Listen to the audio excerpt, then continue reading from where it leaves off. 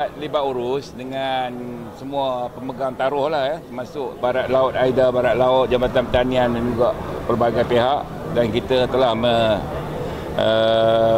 merangka perkara-perkara yang perlu buat penambahbaikan bagi meningkatkan hasil produktiviti padi di kawasan Barat Laut ini, dan ia melibatkan infrastruktur lah, iaitu saliran kolam takungan tambahan untuk kolam air untuk bekalan air, dan juga penambahbaikan dari segi tanah jerlus dan sebagainya. Jadi di sekitar dalam 5 ke 600 juta lebih itulah. Tapi disebabkan ada isu melibatkan pengambilan tanah lagi 600 dalam 1 bilion lah. 1 bilion diperlukan.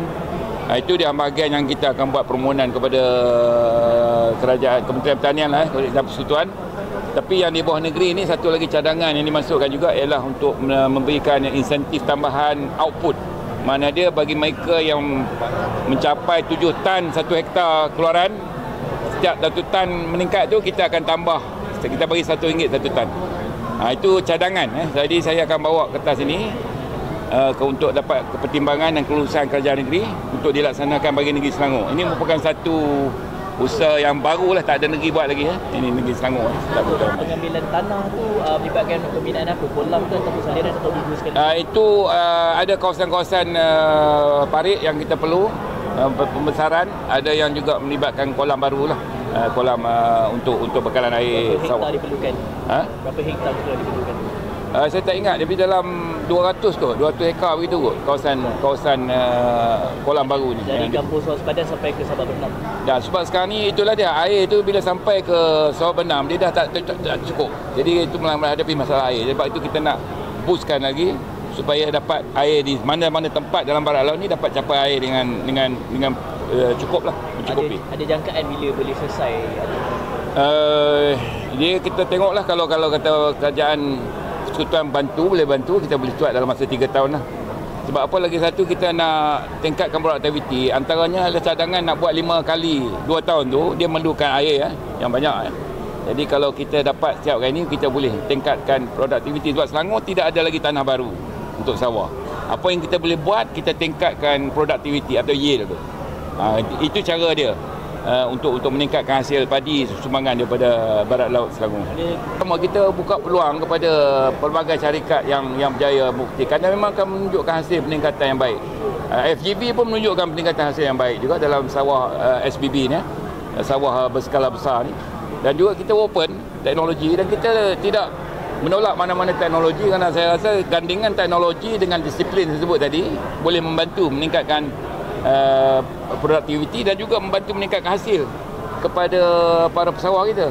Yang mana yang kejayaan itu kita akan replicate lah di mana tempat-tempat lain. Itu penting. Kalau kita buat ini perintis, kalau dah berjaya, mana kita cadangkan supaya diperluaskan dan dipertingkatkan. Sebab apa, kita dah tahu berjaya kan. Ini tujuan buat perintis. Jadi ini memang nampak ketara peningkatan hasil itu nampak. Cadangan sendiri akan dibawa ke kerajaan persekutuan atau? Ya, kita akan buat permohonan melalui Aida dan juga Barat Laut untuk buat permohonan supaya dapat kita perluaskan.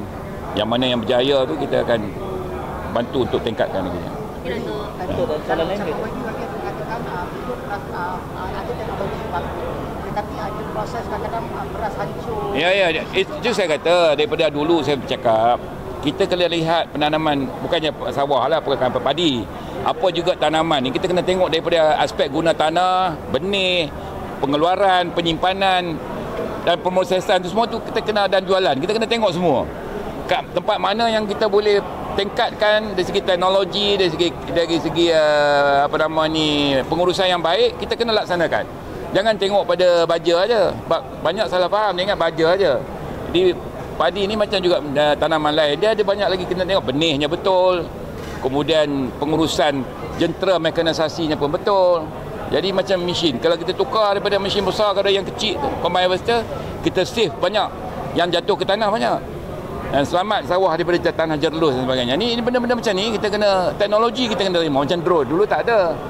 Kita bantu drone, untuk penggunaan drone dapat mengurangkan kos dan lebih berkesan, cepat. Ini perkara yang teknologi kena gandingkan dengan disiplin dalam kita menguruskan sawah kita. Itu akan berjaya meyakinkan, meningkatkan hasil dan produktiviti. 1